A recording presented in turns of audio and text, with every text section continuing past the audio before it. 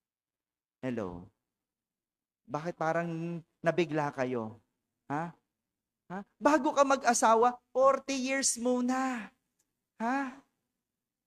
Grabe naman si Father, 40 years. Aba, alam mo, bigyan mo sarili mo ng 40 years bago ka mag-asawa, sigurado ako, walang mag-asawang maghihiwalay. Bakit? Wala na nakapangasawa, Father. No? Ha? Ah, Kasi hindi mo pinaghandaan. Ano ibig sabihin? Bigyan mo ng sapat na panahon para magkakilala, para maghanda. Ba't parang ayaw nyo? Pwede ba yung 40 years? Sige, iiksian ko. Sa bagong tipan, si Jesus, 40 araw at 40 gabi nanalangin at nag-ayuno bilang paghahanda bago siya pumasok sa kanyang ministeryo. Galing, no? Si Jesus, 40 days lang, 40 nights lang, naghanda bago siya nagsimula. Pero tingnan nyo, kahit Diyos, naghanda. Kahit si Jesus, perpekto na, nagbigay ng panahon, ng panalangin, ng pag-aayuno bago pumasok sa kanyang pampublikong ministeryo. Gusto mo ba maikli lang? 40 days lang? Diyos ka ba? Hello? Kung ikaw si Jesus, okay, 40 days. Kasi perfect ka eh. Magaling ka eh. Pero kung hindi ka perfect, 40 years. Hello? Natatawa tayo, no? So, grabe naman si Father. Grabe naman. Biro lang yon. Pero pinapakita sa atin, itong 40 days natin na paghahanda para sa mga mahal na araw ay magiging mabunga lang kung tayo ay maghahanda. Binibigyan tayo ni Jesus 3 bagay na pwede nating gawin bilang paghahanda para ang ating mga mahal na araw ay maging mabunga. 3 bagay. Tandaan niyo po itong 3 salitang ito. Una, almsgiving. Sabihin niyo nga po. Sa Tagalog, pagbibigay limos o paglilimos. Ito ay isang kawang gawa. Sa Ingles, charity. Sabihin nyo nga. Wow, sosyal. Nag-i-Ingles na, no? Charity. No, kung titignan, ang salitang kawang gawa, 2 beses nating makikita dito ang salitang awa. Sabihin nyo nga, kawang gawa. Ilan ang salitang awa doon? 2. 2 beses inulit. Ibig sabihin, ganyan ang kawang gawa. May awa. Hindi ka makakakawang gawa kung walang awa. Kaya nga, yung iyong ginagawang mabuti, dapat ginagawa ng lihim. Walang nakakaalam. Hindi ipinapaalam. Dahil ang isang kawang gawa o charity na ipinapangalandakan, hindi charity. Anong tawag doon? Publicity. Tama ba yon? Yung nagbigay ka pero pinagkaingay mo. Yung tumulong ka pero pinangalandakan mo. Yung nagpakita ka ng mabuti pero ipinagsigawan mo, hindi yan charity. Ang tawag dyan, publicity. Maraming ganyan. No? Yung pakitang tao lang, pinapakitang mabuti para purihin ng iba. Tama? May kilala ba kayong ganon? Kilala nyo yun. Binoto eh.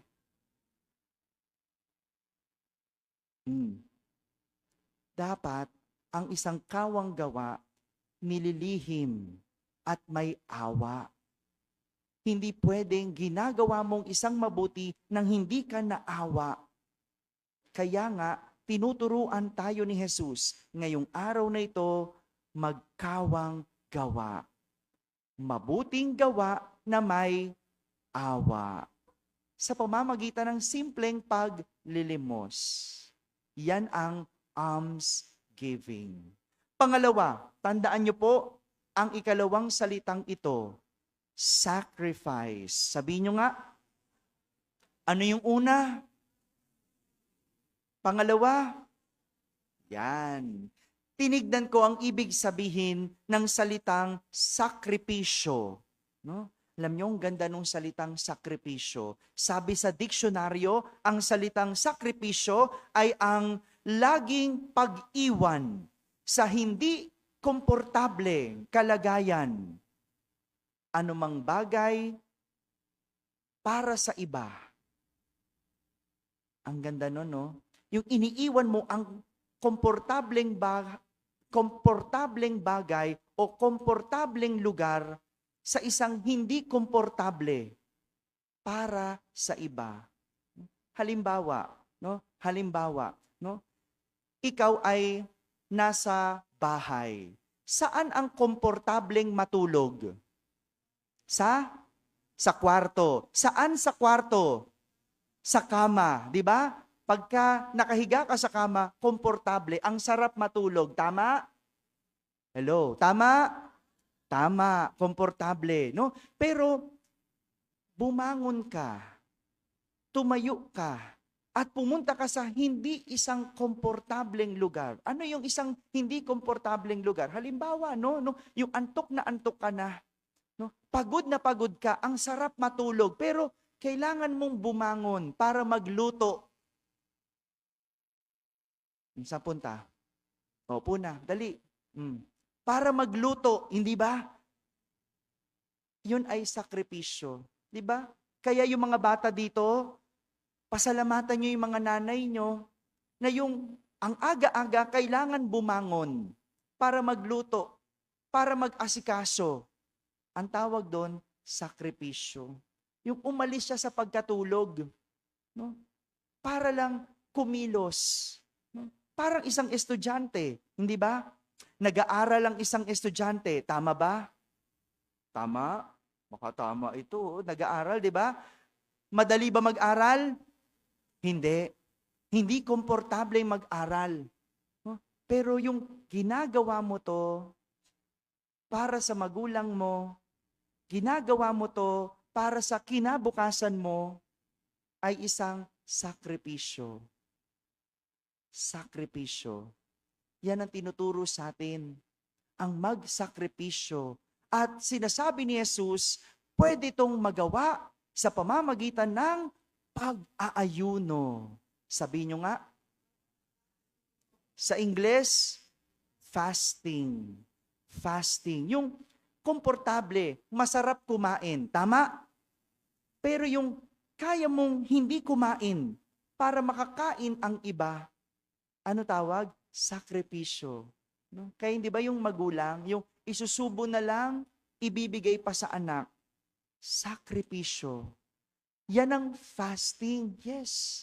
Yan ang sakripisyo. Yung gagawin mo ang iba o gagawin mo ang isang mabuti para sa iba. Iiwan mo ang komportable at hindi maging komportable. Sacrifice. Ngayong araw na ito, tayo ay inaanyayahang magsakripisyo, mag-ayuno. Sino yung mag-aayuno? 18 to 60 years old. Hello. Sino dito ang 80 to 60 years old? Taas ang kamay. 80 to 60, sabit pa ha. 61 dapat yung hindi, exempted ha. 60, ha? 18 years old to 60 years old, mag-ayuno. Ano ibig sabihin nun? 1 full meal lang. Kung kumain ka na ng agahan, sa tanghalian at hapunan, pwedeng tinapay na lang. No? Kung kumain ka ng tanghalian sa agahan, dapat at hapunan, maliit na kain na lang. No? Hindi mo yan ikamamatay. Tandaan mo yan. No? Hindi mo yan ikamamatay. No? Father, paano yung wala naman talaga kaming pagkain? Talaga naman ang kain namin isang beses lang sa isang araw. Pag-aayuno na ba yon? Hello? Hindi. No? Isang beses ka naman talaga kumakain. Alam mo, pwede mong gawin? Huwag ka magchismis. Yan, no? Isang beses ang kain, pero ang chismis ang dami. Iyon ang bawasan mo. Ha? Isang beses ang kain, pero ang pagmumura, ang dami. Iyon ang bawasan mo. Hello? Sa mga chismosa dyan. Oh? Kaya kung ikaw senior citizen na, sabi mo, exempted na ako. Okay, kumain ka, pero huwag ka man chismis. Father, pwede bang wag na lang kumain? Parang hindi ko kayang walang chismis eh. Pag-aayuno, ibig sabihin, magtitimpi, magpipigil para sa ikabuti ng iba.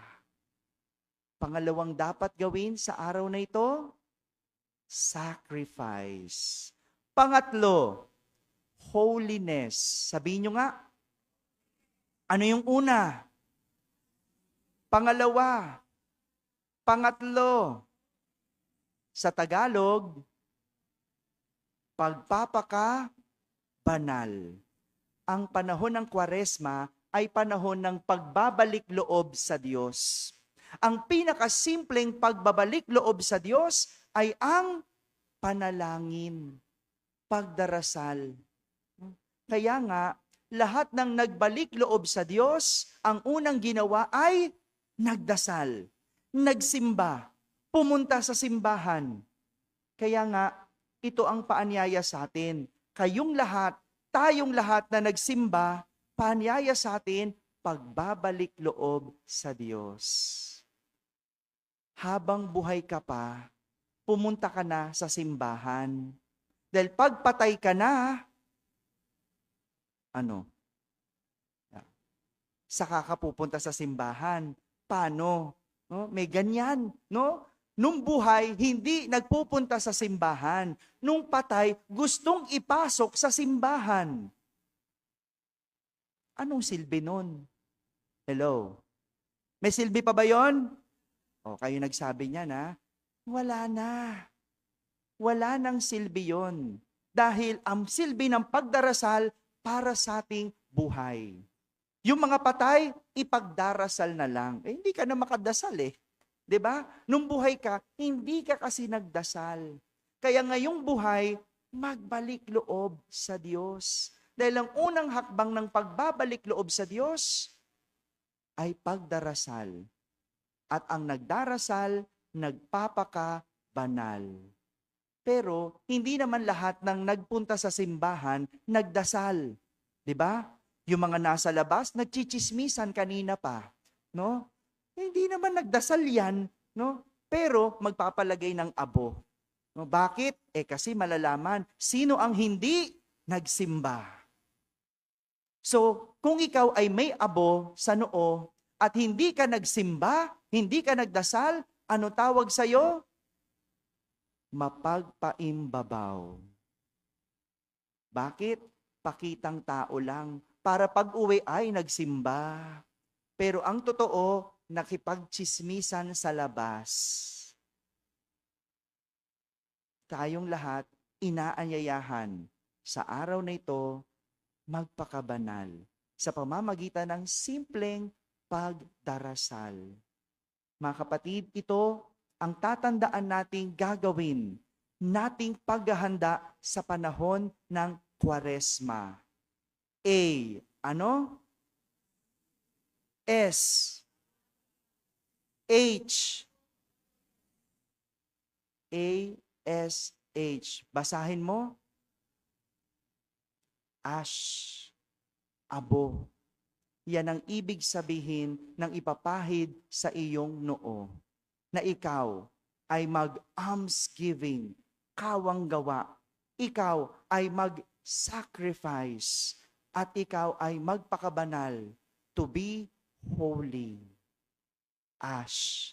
At ang paalala ni Jesus, pag-ingatan, huwag maging pakitang tao lamang ang paggawa ninyo ng mabuti. Amen? Amen.